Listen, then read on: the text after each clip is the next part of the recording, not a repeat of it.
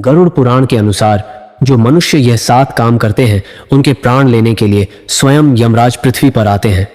इन मनुष्यों को मृत्यु से पूर्व ही यमराज के साक्षात दर्शन हो जाते हैं। इस विषय में एक प्राचीन पौराणिक कथा कही जाती है जो आज हम आपको सुनाएंगे। आप सभी इस कथा को ध्यान से जरूर सुने, क्योंकि साक्षात यमराज ने मनुष्यों के कल्याण के लिए बहुत ही ज्ञानवर्धक और जीवन उपयोगी मूल्यवान बातें बताई हैं, जिन्हें सुनकर आप भी धन्य हो जाएंगे। यह कथा जो ज्ञान का सागर है, इसे सुनने मात्र से ही आपके जीवन में महान परिवर्तन होगा। तो चलिए बिना देरी किए शुरू करते हैं वह महान कथा। पवित्र स्वर्ग लोक में देवराज इंद्र की दिव्य सभा के निकट देवर्षि नारद अपने सामान्य विचरण पर थे। अपनी वीणा महारथी को बजाते हुए वे भगवान विष्णु के भजन गुनगुना रहे थे। अचानक उनकी दृष्टि यमलोक की ओर जाने वाले मार्ग पर पड़ी। वहां का दृश्य अत्यंत विलक्षण था। यमराज स्वयं अपने महाबलवान भैंसे पर सवार होकर अपनी दंड पास धारण किए किसी गहन विचार में आगे बढ़े जा रहे थे। आमतौर पर यमदूतों को ही धरती से प्राणियों की आत्माएं लाने का दायित्व मिलता था, किंतु यहां तो स्वयं धर्मराज चल पड़े थे। देवर्षि नारद ने तुरंत अपनी वीणा को थोड़ा विराम दिया और आश्चर्य से सोचने लगे, क्या कोई ऐसा पुण्यात्मा इस धरती पर है जिसे लाने स्वयं यमराज जा रहे हैं, अथवा कोई घोर पापी ऐसा जन्मा है कि जिसे दंडित करने स्वयं धर्मराज को जाना पड़ रहा है। नारद जी की जिज्ञासा बहुत प्रबल थी। उन्होंने मन ही मन निश्चय किया कि यमराज से पूछे बिना यह रहस्य खुलने वाला नहीं है। अतः वे अपनी दिव्य गति से आगे बढ़े और यमराज के समीप पहुंचकर बोले, हे धर्मराज, मैं आपको प्रणाम करता हूं। आज इतनी शीघ्रता से आप पृथ्वी लोक की ओर जा रहे हैं। ऐसा कौन सा काम आन पड़ा जो स्वयं महाबली यमराज को जाना पड़ रहा है? मेरे मन में इस रहस्य को जानने की बड़ी इच्छा है। यमराज ने देवर्षि नारद को देखकर अपना भैंसा थोड़ा रोका और सम्मानपूर्वक उत्तर दिया, हे देवर्षि नारद, आपको भी मेरा प्रणाम। आप तो भगवान विष्णु के परम भक्त हैं और संपूर्ण जगत के समाचार जानते हैं। फिर भी जब आपने पूछा है तो मैं बताने का प्रयत्न करता हूं। आज पृथ्वी लोक पर 7 ऐसे मनुष्यों के प्राण लेने जा रहा हूं जिनके कर्म इतने विलक्षण हैं कि उनके पास मेरा स्वयं उपस्थित होना आवश्यक है, चाहे वह पापी हो या पुण्यात्मा।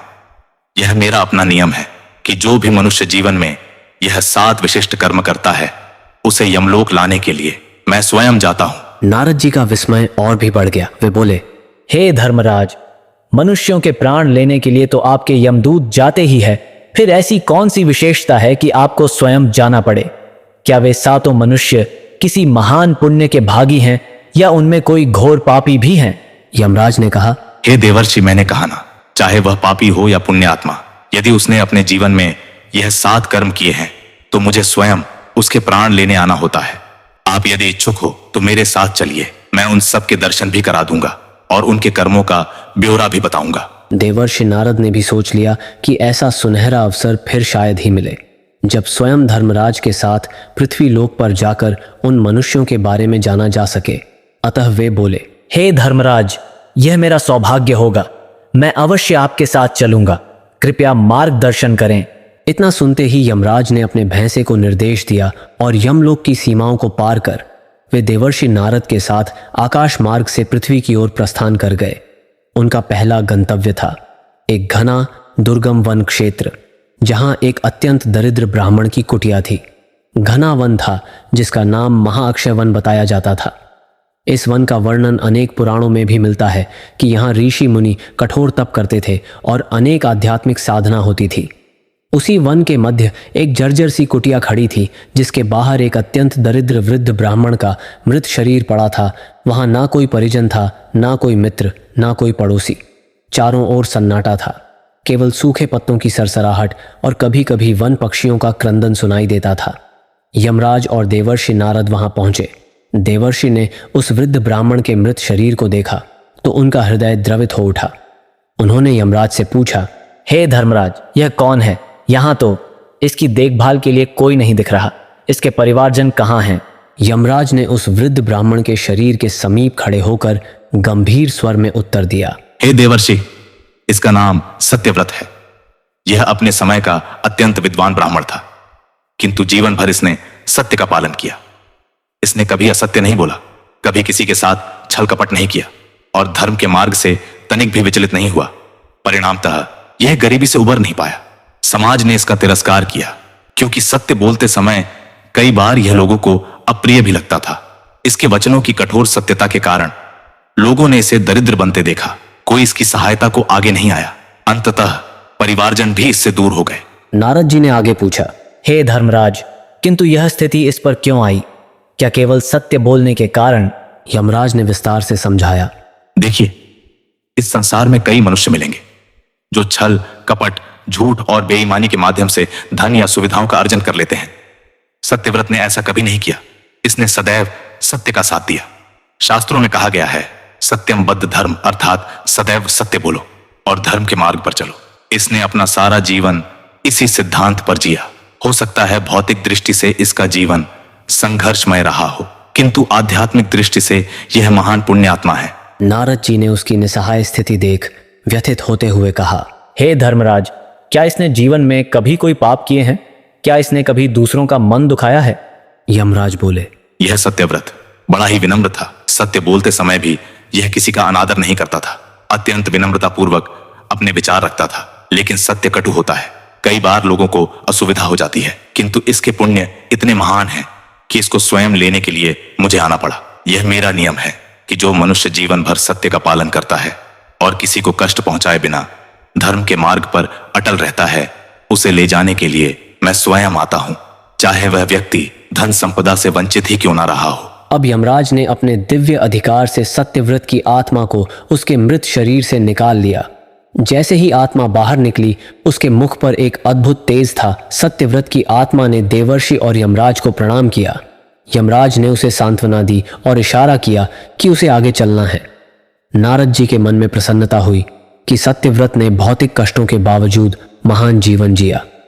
वह सत्य का महत्व समझ गए और उन्होंने सोचा, इस संसार में सत्य का पालन करना आसान नहीं, किंतु जो ऐसा कर लेता है वह सच में महान पुण्य अर्जित करता है। इस प्रकार यमराज सत्यव्रत के प्राण लेकर उसे अपने दिव्य मार्ग पर आगे प्रस्तुत कर दिया। तत्पश्चात यमराज और देवर्षि नारद आकाश मार्ग से आगे बढ़ चले। यमराज का भैंसा आकाश में बड़े वेग से उड़ रहा था और देवर्षि नारद उनके साथ साथ चल रहे थे। तभी नारद जी ने पूछा, हे धर्मराज, अगला स्थान कहाँ है और अब हम किसके प्राण लेने के लिए जा रहे हैं? यमराज ने उत्तर दिया, हे देवर्षि, अब हम श्रीवर्धन पुरी नामक नगर की ओर चल रहे हैं। वहां एक हरिदास नामक मनुष्य की मृत्यु हुई है। वह एक ऐसा मनुष्य था जिसने जीवन पर्यंत मातृ देवो भव, पितृ देवो भव, आचार्य देवो भव के सिद्धांतों का पालन किया। उसने अपने माता पिता और गुरुजन की इतनी सेवा की है कि उसके पुण्य भी अपार है। अतः उसके प्राण लेने के लिए मुझे स्वयं जाना आवश्यक है। नारद जी ने कहा, यह सच में सौभाग्य की बात है कि आज मुझे आपके साथ ऐसे पुण्य आत्माओं का दर्शन करने का अवसर मिल रहा है। आइए देखते हैं उस हरिदास को।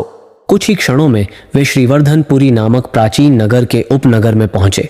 वहां एक छोटी सी कुटिया थी, किंतु उसके बाहर कुछ लोग दुखी मुद्रा में खड़े थे।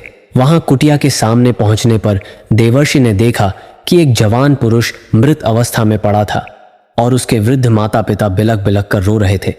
देवर्षि नारद ने कहा, हे धर्मराज, यह युवक तो काफी युवा दिखाई देता है। इसके माता पिता बहुत वृद्ध हैं। ऐसा कौन सा कर्म था जिसके कारण इस युवक ने इतनी जल्दी अपना शरीर त्याग दिया? यमराज ने समझाया, हे देवर्षि, इस युवक ने जीवन भर अपने माता पिता की सेवा की। जवानी में भी जब इसे स्वयं गृहस्थी बसाने का समय था, इसने अपने लाभ हानि से अधिक अपने माता पिता की सुख सुविधा का ध्यान रखा।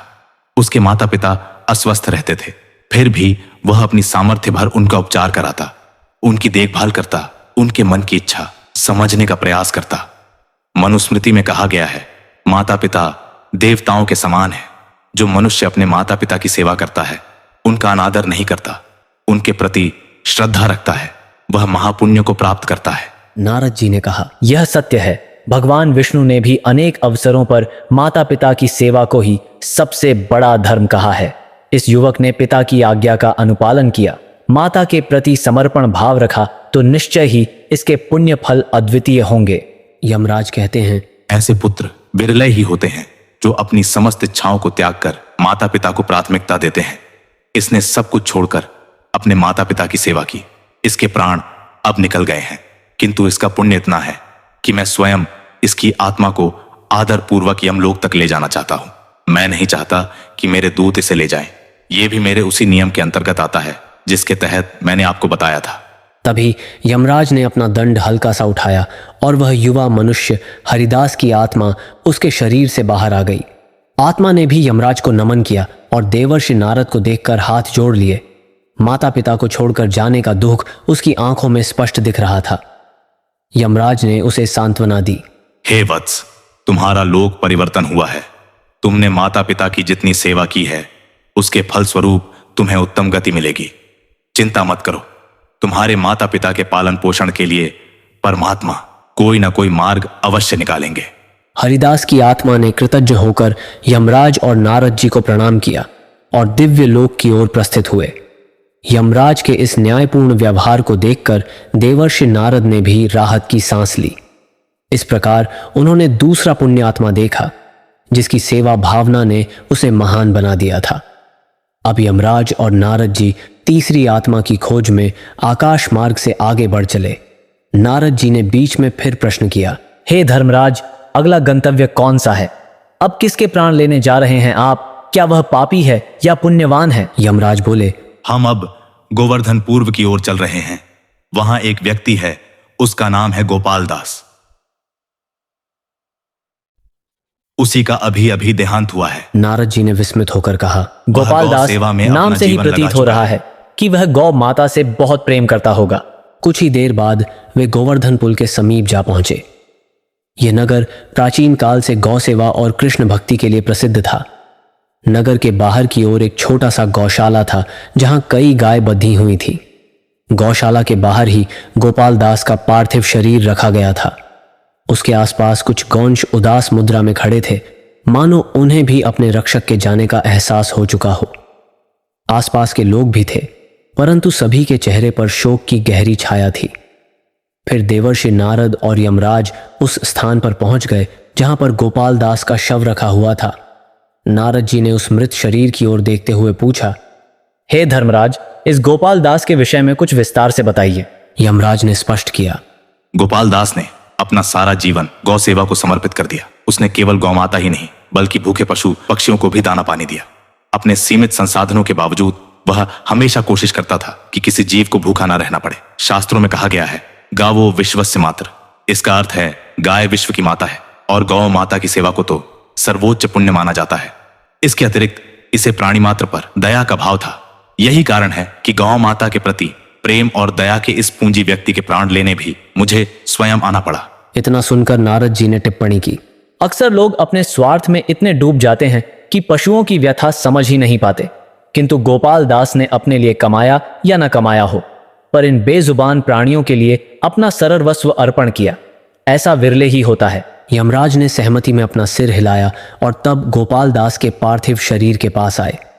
उनके दंड के हल्के से संकेत पर गोपाल दास की आत्मा निकलकर सामने आ गई। उसके मुख पर एक परम शांति और संतोष का भाव था। जैसे ही उसने यमराज को देखा, उसने हाथ जोड़ लिए और देवर्षि नारद को देखकर भी नमस्कार किया। यमराज बोले, तुमने गौमाता की सेवा कर अपार पुण्य अर्जित किया है। गौमाता में 33 कोटि देवताओं का वास माना जाता है। तुम्हारी करुणा केवल गोपालदास गौमाता तक सीमित नहीं थी, तुमने सभी जीवों पर दया की, अतः तुम्हारी पुण्य राशि बहुत बड़ी है। गोपाल दास की आत्मा ने विनम्रता से कहा, हे धर्मराज, मैंने जो भी किया वह मात्र एक सेवा थी। भला पशु पक्षियों के प्रति दया रखना कोई परमात्मा तो नहीं, यह तो हम मनुष्य का कर्तव्य होना चाहिए। यह सुनकर नारद जी ने प्रसन्न मन से कहा, तुम्हारा यही विचार तुम्हारी महानता को दर्शाता है वत्स।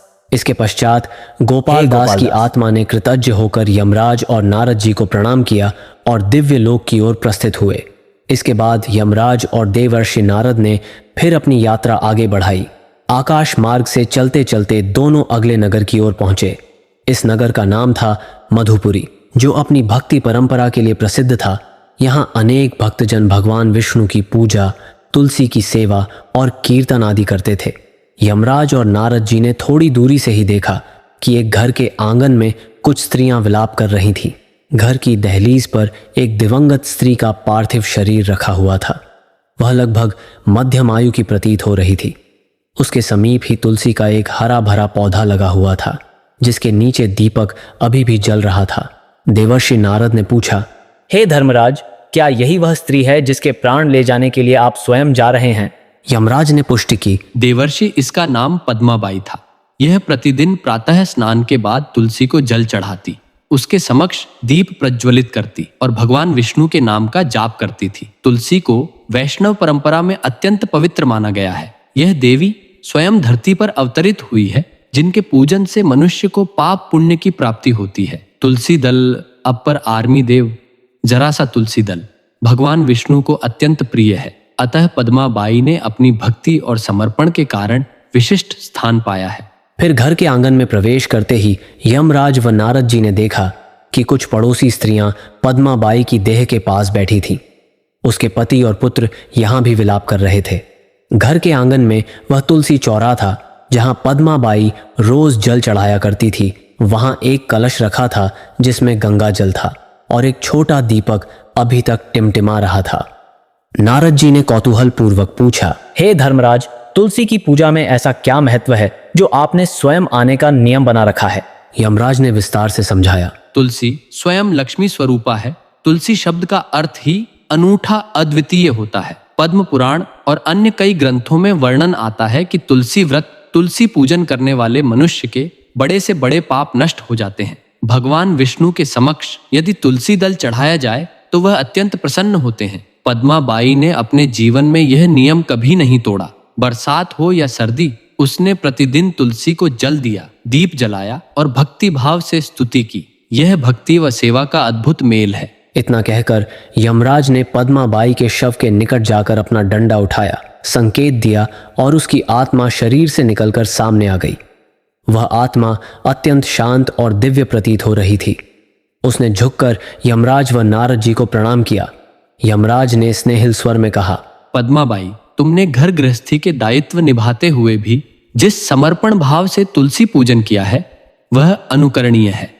धर्म के मार्ग पर चलते हुए, गृहस्थ धर्म का पालन करते हुए भी परमात्मा की भक्ति संभव है। तुमने यही संदेश दिया है। पद्माबाई की आत्मा ने उत्तर दिया, हे धर्मराज, यह सब तो भगवान की कृपा है। मैंने केवल अपने मन और विश्वास का पालन किया। मुझे नहीं पता था कि इसके ऐसे दिव्य फल भी मिलेंगे। इसके उपरांत पद्माबाई की आत्मा भी यमलोक जाने हेतु तैयार हो गई। पीछे उसका परिवार विलाप करता रहा, परंतु यमराज ने बिना विलंब किए आगे प्रस्थान का निश्चय किया। देवर्षि नारद भी साथ थे। वे सोच रहे थे, इस संसार में भक्ति और श्रद्धा के कितने ही रूप हैं, किंतु सत्य सेवा भाव, गौ सेवा और अब तुलसी पूजन हर एक कार्य व्यक्ति को दिव्य बना देता है। यमराज का भैंसा अब उन्हें मध्य देश के एक प्राचीन नगर इंदुपूर्व की ओर ले जा रहा था। यह नगर चंद्रवंश के किसी प्राचीन राजा के नाम पर बसा बताया जाता था। वहां एक वृद्ध स्त्री का देहांत हुआ था जिसका नाम सुभद्रा देवी था। वह एक दीनहीन अवस्था में रहती थी, किंतु उसकी भक्ति और उपासना बहुत ऊंचे स्तर की थी। यमराज ने संकेत दिया कि अब अगला गंतव्य वहीं है। नारद जी ने मार्ग में ही पूछ लिया, हे धर्मराज, ये सुभद्रा देवी कौन है? इसने ऐसा कौन सा पुण्य किया है जो आप स्वयं इसे भी लेने जा रहे हैं? यमराज ने कहा, हे देवर्षि, इस स्त्री ने अपने जीवन में एकादशी का व्रत पूरी निष्ठा से किया। फिर देवर्षि कहते हैं, हे धर्मराज, आपने बताया कि इस स्त्री ने जीवन भर एकादशी का व्रत किया। क्या एकादशी व्रत का इतना बड़ा महत्व है? यमराज ने कहना आरंभ किया, हे देवर्षि, एकादशी का व्रत भगवान विष्णु को अत्यंत प्रिय है।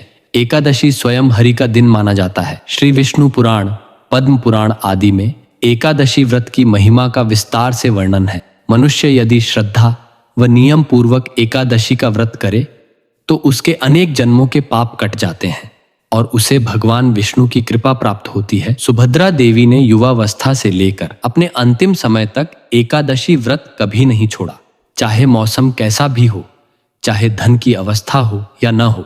बात करते करते वे इंदुपुर पहुंच गए।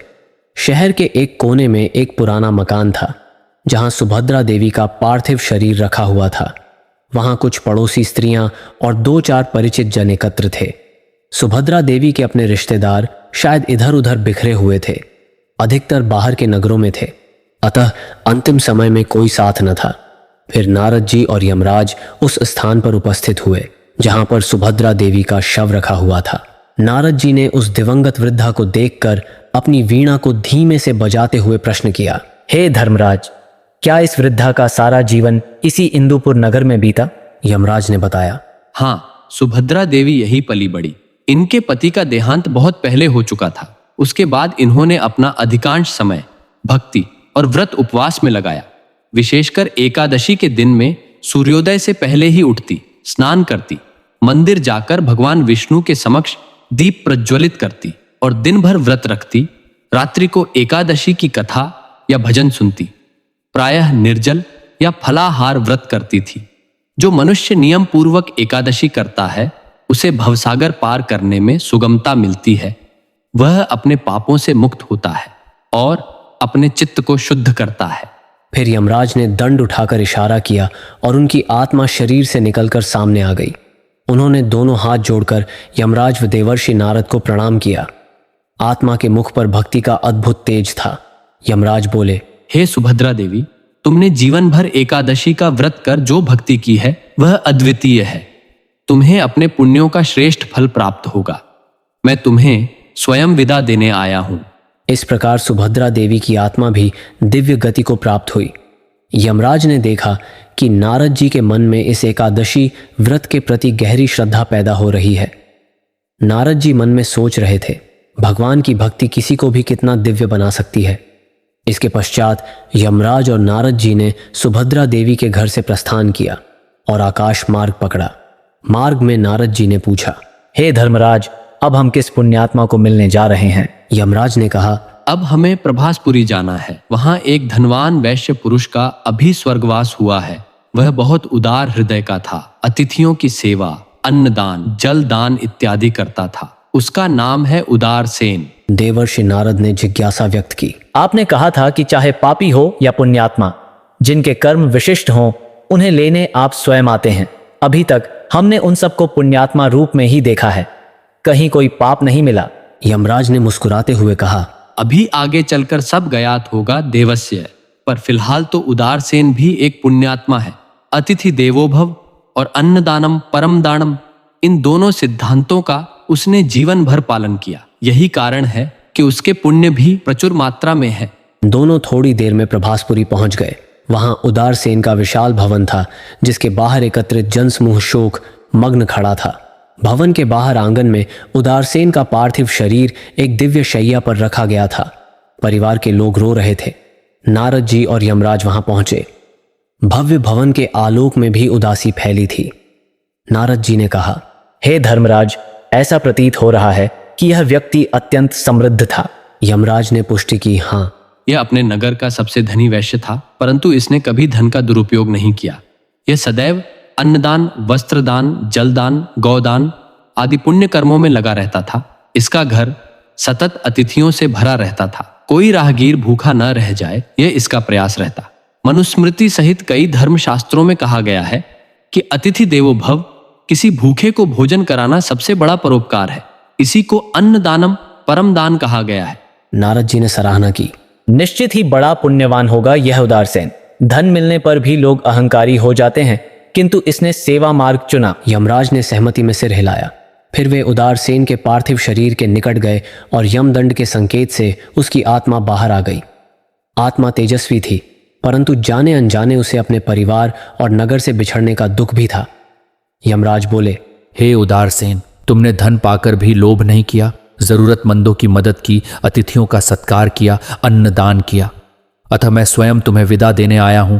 तुम्हारे पुण्यों की महिमा अपरंपार है। इतना कहकर यमराज ने उदारसेन को आशीर्वाद दिया और उसकी आत्मा दिव्य लोक के लिए प्रस्थान करने लगी। फिर यमराज और देवर्षि भी उस स्थान से प्रस्थान हुए और आकाश मार्ग की ओर जाने लगे। अब तक देवर्षि नारद और यमराज 6 व्यक्तियों के प्राण ले चुके थे, जिनमें हर एक में कोई न कोई विशिष्ट पुण्य कर्म दिखाई दिया। सत्यव्रत, हरिदास, गोपालदास, पद्माबाई, सुभद्रा देवी और उदारसेन।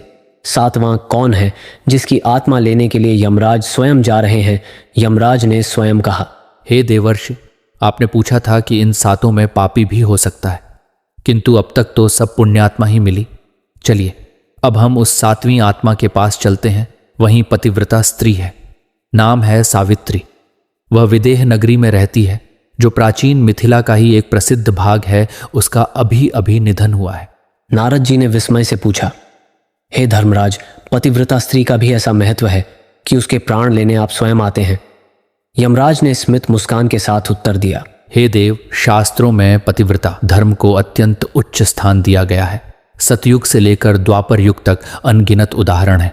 सावित्री, सत्यवान, सीताराम, दमयंती, नल आदि या पतिव्रता स्त्री अपने पति को परमेश्वर समान मानकर उसकी सेवा करती है, उसके प्रति एकनिष्ठ रहती है, जीवन के सुख दुख में साथ देती है। यही पति के प्रति निष्ठा उसे दिव्य शक्ति देती है। आप कुछ ही क्षण में देखेंगे कि इस सावित्री में कितना तेज होगा। दोनों जल्दी ही विदेह नगरी पहुंचे। वहां एक सामान्य सा मकान था जिसके सामने सावित्री का मृत शरीर एक शैया पर रखा हुआ था। पास में उसका पति बैठा हुआ विलाप कर रहा था। परिवार के अन्य लोग भी अपनी अपनी भावनाओं में रो रहे थे। पति की आंखें सूज चुकी थीं। उसे समझ नहीं आ रहा था कि वह अपनी धर्म पत्नी के बिना कैसे रहेगा। नारद जी को यह दृश्य बहुत मार्मिक लगा। उन्होंने धीरे से कहा, हे धर्मराज, यह तो गृहिणी रही होगी। क्या इसने अपने जीवन में पाप भी किए हैं या केवल पुण्य ही कमाए हैं? यमराज ने उत्तर दिया, हे नारद जी, इस स्त्री ने अपने जीवन में अनेक पाप किए। इसने कभी तुलसी को जल नहीं चढ़ाया। यह ईश्वर को भोग लगाने के स्थान पर अपने पति को ही भोजन कराती थी। ईश्वर की पूजा से पहले पति की पूजा करती थी। किंतु देवर्षि, पतिव्रता धर्म अपने आप में महान व्रत है। यदि कोई स्त्री हृदय से अपने पति की सेवा करे, उसे परमात्मा का अंश माने, अपनी इंद्रियों को वश में रखते हुए उसका सुख दुख बांटे, तो वह अलौकिक पुण्य की अधिकारी होती है। सावित्री ने अपने पति की आज्ञा का पालन किया, सदा उसका सम्मान किया, कभी कोई शिकायत नहीं की। चाहे गृहस्थी में कितना भी कष्ट क्यों ना आया हो, उसकी निष्ठा अटूट रही। इसीलिए उसने जितने भी पाप किए वे सभी इसके पतिव्रता धर्म के आगे नष्ट हो गए। इतना कहकर यमराज ने सावित्री के शरीर के निकट आकर अपना दंड उठाया। उस क्षण सावित्री की आत्मा बाहर निकली और उसके मुख पर अद्भुत तेज एवं शांति का मिश्रण था। उसने हाथ जोड़कर यमराज और नारद जी को प्रणाम किया। उसके पास खड़ा पति उसकी देह के समीप ही रोता रहा, जिसे इन दिव्य प्रकृतियों का बोध न था। यमराज बोले, हे सावित्री, तुम्हारी पतिव्रता निष्ठा अतुलनीय है। शास्त्रों में कहा गया है कि पतिव्रता स्त्री लोक परलोक दोनों को सुशोभित करती है। तुम्हें भी तुम्हारे पुण्य के अनुरूप परम गति मिलेगी। इस प्रकार सावित्री की आत्मा भी दिव्य मार्ग की ओर प्रस्थित हो गई। उसके पति को नश्वर संसार में उसके बिना जीवन जीना था, परंतु पतिव्रता धर्म की महानता को स्वयं यमराज ने मान्य किया। अब सातों व्यक्ति सत्य हरिदास, गोपाल दास, पद्माबाई, सुभद्रा देवी, उदार सेन और सावित्री के प्राण लेकर यमराज ने अपना दायित्व पूर्ण किया। सातों आत्माएं अपनी अपनी पुण्य या नियत गति की ओर चली गई। यमराज ने देवर्षि नारद की ओर देखा और कहा, हे देवर्षि, आपके मन में जो जिज्ञासा थी वह पूर्ण हुई या नहीं? नारद जी ने उत्तर दिया, हे धर्मराज, मैंने आज बड़े गूढ़ रहस्य देखे। प्रायः आप यमदूतों को भेजते हैं, किंतु आज आपने स्वयं इन 7 मनुष्यों के प्राण लिए। अब मैं समझ पाया हूं कि ये 7 कर्म कितने महान हैं। सत्य का पालन, माता पिता गुरु की सेवा, गौ सेवा और प्राणी मात्र पर दया, तुलसी की पूजा और भक्ति एकादशी व्रत का पालन, अतिथि सेवा व अन्नदान और पतिव्रता धर्म, यह सच में बहुत ही विलक्षण नियम है जो आपने बनाया है। यमराज ने कहा, हाँ देवर्षि, ये 7 कर्म मनुष्य को पवित्रता, सेवा और धर्म की भावना से जोड़ते हैं। अब प्रश्न उठता है कि क्या केवल यही 7 कर्म हैं जो मनुष्य को महान बनाते हैं? उत्तर यह है कि धर्म के और भी कई रूप हैं, किंतु यह 7 ऐसे प्रमुख कर्म हैं जिन्हें करने वाला मनुष्य निस्संदेह दिव्य पुण्य का अधिकारी बनता है। मेरी व्यवस्था में चाहे कोई कितना भी बड़ा पापी क्यों ना हो, यदि उसने सच्चे हृदय से इनमें से किसी एक कर्म को भी सिद्धता से कर लिया तो उसे मेरे द्वारा विशेष सम्मान मिलता है। और यदि किसी ने जीवन भर इन 7 की साधना की हो तो मैं स्वयं उसे लेने आता हूं। नारद जी ने हाथ जोड़कर कहा, हे धर्मराज, आपकी न्याय प्रियता व नियमावली अद्वितीय है। आज आपने मेरा हृदय प्रसन्न कर दिया। मैं इस ज्ञान को अवश्य ही लोक कल्याण के लिए बांटना चाहूंगा, जिससे अधिकाधिक लोग सत्य सेवा, भक्ति व धर्म के मार्ग पर अग्रसर हो। यमराज ने आशीर्वचन दिया। जरूर देवस्य, आप स्वयं नारद हैं जो संपूर्ण त्रिलोक में विचरण करते हैं और हरि भक्ति का प्रचार करते हैं। जो भी मनुष्य इन 7 कर्मों को समझकर अपना जीवन धन्य करेगा वह निश्चित रूप से उत्तम गति प्राप्त करेगा। इतना कहकर यमराज ने नारद जी को प्रणाम किया और अपना भैंसा मोड़कर यमलोक की ओर प्रस्थान कर गए। देवर्षि नारद ने भी उन्हें प्रणाम किया और अपने स्वभावानुसार वीणा बजाते हुए भगवान नाम का गुणगान करते हुए देवलोक की यात्रा करने लगे। इस प्रकार इस प्राचीन कथा का भावार्थ यह है कि मनुष्य के कर्म ही उसे महान या तुच्छ बनाते हैं। सत्कर्मों की महत्ता सदा से वर्णित है, किंतु अनेक बार हमें यह भान नहीं रहता कि हमारे छोटे छोटे दिखने वाले कर्म भी अलौकिक पुण्य प्रदान कर सकते हैं। सत्यव्रत की कथा हमें सिखाती है कि जीवन भर सत्य का पालन करने से भले ही लौकिक सुख कम मिले, परंतु आध्यात्मिक महानता अवश्य प्राप्त होती है। हरिदास के उदाहरण से पता चलता है कि मातृपितृ और गुरु सेवा सबसे बड़ा धर्म है। जो इसे निभाता है वह धन वैभव की परवाह किए भी अमूल्य पुण्य अर्जित करता है। गोपाल दास ने गौमाता और प्राणीमात्र पर दया की महिमा बताई। जीव दया से बड़ा कोई धर्म नहीं। पद्माबाई ने तुलसी की नित्य पूजा करके दिखाया कि भक्ति और श्रद्धा का एक छोटा सा अनुष्ठान भी मनुष्य को कितना ऊंचा उठा सकता है। सुभद्रा देवी ने भी एकादशी व्रत का महत्व बताया, जिसके पुण्य फल अनंत है और जो मनुष्य का चित्त पवित्र कर परमात्मा की भक्ति में लगा देता है। उदार सेन ने अन्नदान, अतिथि सेवा और दान पुण्य की महानता दर्शाई। अतिथि देवो भव तथा अन्नदानम परम दानम जैसे वचनों को चरितार्थ किया। सावित्री ने पतिव्रता धर्म के महत्व को समझाया, जहां पति पत्नी के पारस्परिक प्रेम और निष्ठा को ईश्वरीय स्थान प्राप्त है। इन सातों ने अपना जीवन भले ही अलग अलग परिस्थितियों में बिताया, लेकिन एक बात सब में समान थी, धर्म में आस्था और मानवीय मूल्यों का सम्मान। इसी कारण इन सबके प्राण लेने के लिए यमराज स्वयं आए। इति श्री यमराज नारद संवाद कथा या सप्त महत्व कर्मणा महिमा संपूर्णम। तो दोस्तों, उम्मीद है आपको ये कथा पसंद आई होगी। वीडियो को लाइक जरूर करें और कमेंट में जय श्री कृष्ण अवश्य लिखें।